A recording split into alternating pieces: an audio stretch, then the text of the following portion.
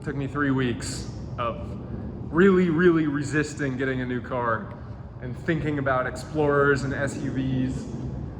So here we are.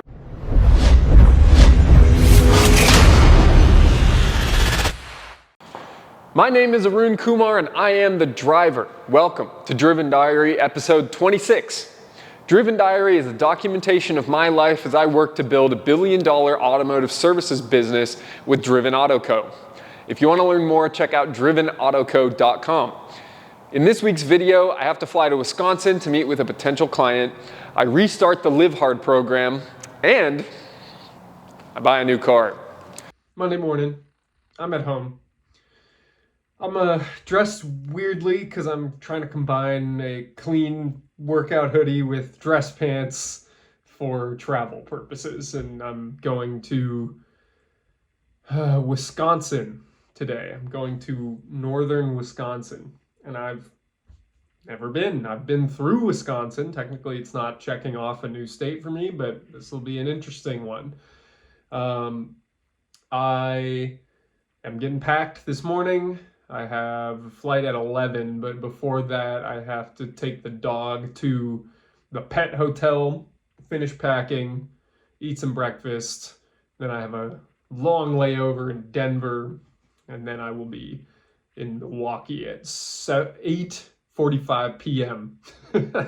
So definitely a full travel day here.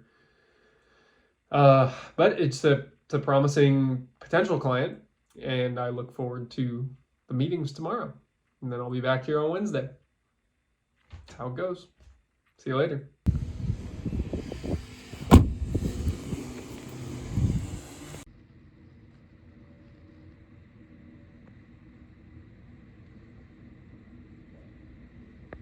Good morning from Milwaukee. I got to drive an hour and then be in a meeting for about 10 hours today. I'm going to be touring a factory. That'll be fun. Small electronic parts. We'll see how it goes. Talk to you guys later.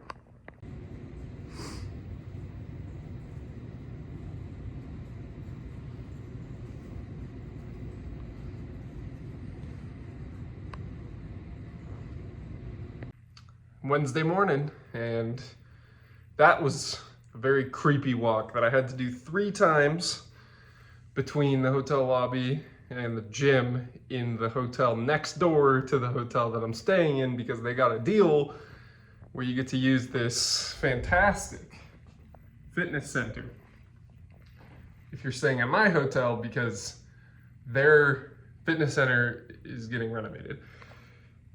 But man, that felt like that movie that nobody watched, the nighttime at something, the arcade movie with the security guard. You know what I'm talking about. Anyways, good meetings yesterday, 8.5 hours of meetings in person, on site, in the office.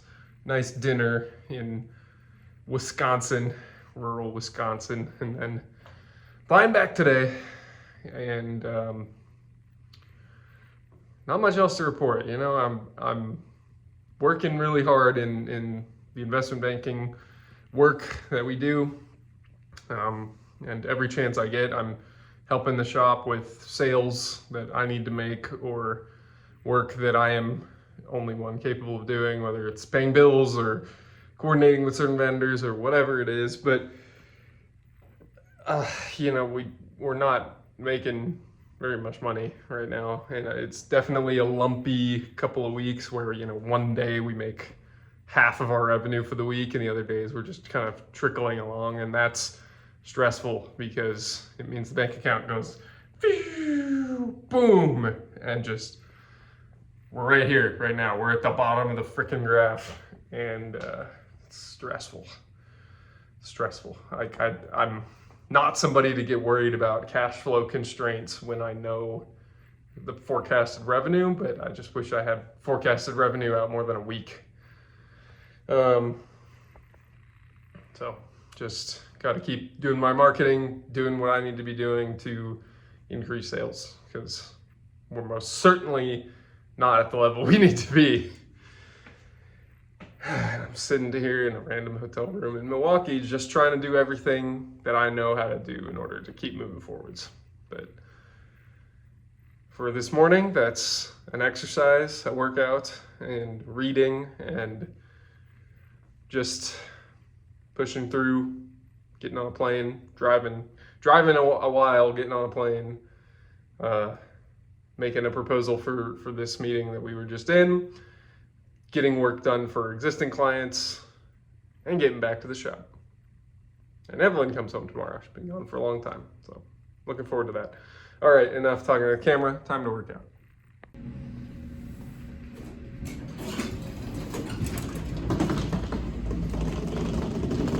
I was an hour delayed this evening. No mistaken people in the elevator this time, but I was an hour delayed because Biden's here.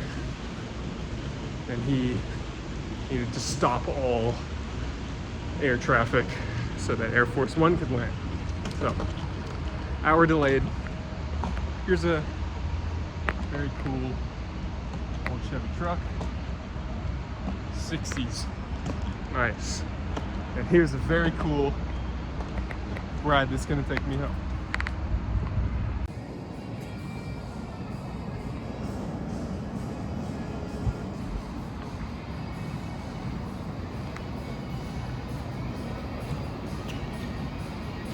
New problem.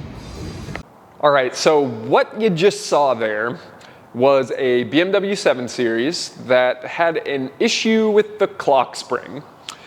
Well, as you saw, it had an issue with the wipers. So basically, this customer is a new customer to us. He had replaced his own clock spring, and we determined that in replacing his own clock spring, he actually bent some of the wiring, some of the pins to the plugs within the connection to the clock spring.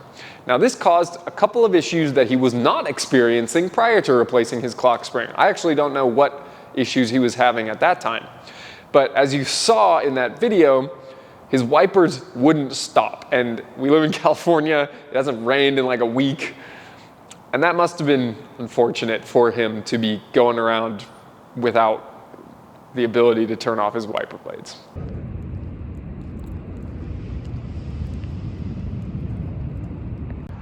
Thursday evening, and me and the dog are walking, and it's 8:30 p.m. and we're walking out in the cargo area in San Francisco Airport because I'm waiting for Evelyn's flight to land.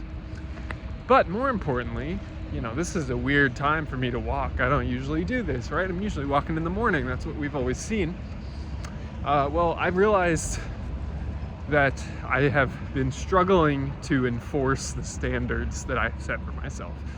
I recently felt like I was getting a little squishy in the midsection, so I instituted a plan to track my macros every day and know that all I had to do really was hit the macros that were already laid out for me, that have been laid out for me for a while for maintenance, and I would be able to clean up, lose a few pounds, generally feel a bit more energetic and hydrated. And I was struggling to just meet that standard. But I know what it takes to meet that standard. And what it is the Live Hard program. That is what has taught me how to design and enforce consistent standards in my life. Take it off. So today is day 1 of phase 2, round 2 for the 3rd year of the Live Hard program for me. So I started 75 Hard for the first time in 2021. I then did the full program through 2021 to 2022, did the full program again 2022 to 2023. 2023, I was 62 days into 75 Hard when my daughter died. So I restarted in June of 2023, 75 Hard. Completed 75 Hard, phase 1, phase 2, and then phase 3 is scheduled to start May 3rd for me. So I didn't have time to redo another 75 Hard, but I do have time to wedge in a phase 2. And that is what I need right now. So I'm out here doing one of the most challenging pieces of the program for me, which is the 2 workouts, 2 45-minute workouts. One of them has to be outside, but the hard part is I dropped the dog's leash. The hard part is the fact that the 2 workouts must be at least 3 hours apart, because I'm very much someone who wants to shower once a day type of person, but when I do this, I gotta shower twice a day. So that's the hurdle that I run into, and that it's very hard for me to get back to focusing on personal at the end of the day. I like to wake up early, get all of my personal tasks done at the beginning of the day so that I can go out and be armed to face the day full of people and work and interactions and unpredictability, having completed everything for my personal life. But you don't have that flexibility in this program. So it is designed to teach me a challenge that I need to overcome. So that's what I'm doing this evening, squeezing in a workout at the airport before Evelyn lands. Good conversation this evening with my new store manager, and I have a lot of work to do as the leader of this company, but I know what that work is now, so I'm grateful for that. That's all I got this evening. Talk to you guys later.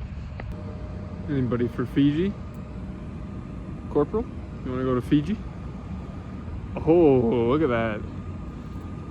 That guy wants to go to Fiji.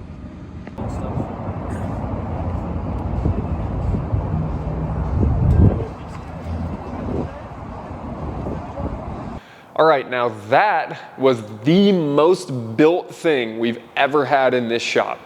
It's an FJ Cruiser that is owned by a guy who is a member of a bunch of different rock crawling organizations, and he's been all over the Western US rock crawling this FJ. And he feels as though he's earned the right with his vehicular accomplishments to actually invest into the aesthetics of this FJ. So I'm very happy that we get to take on that project. He's given me a gigantic list of work that he would like to get done, and I'm excited to help him out with that work. Saturday evening, and I haven't really filmed much in the last couple of days. I worked on Friday, but it was Evelyn's birthday, so it was a family-oriented morning and evening, and then today was more AA and family obligations, so not much to film the last couple of days. Sunday will be very busy with work, but I don't think there'll be too much to film. But I just found the best parking spot ever. Let me show you, and then I'll see you on Sunday. Very packed parking lot here, but we got a solo spot. That'll work. Just hanging out by itself. Took me 3 weeks to buy another car. Whoops. But hey, this'll do. And it's pretty nice.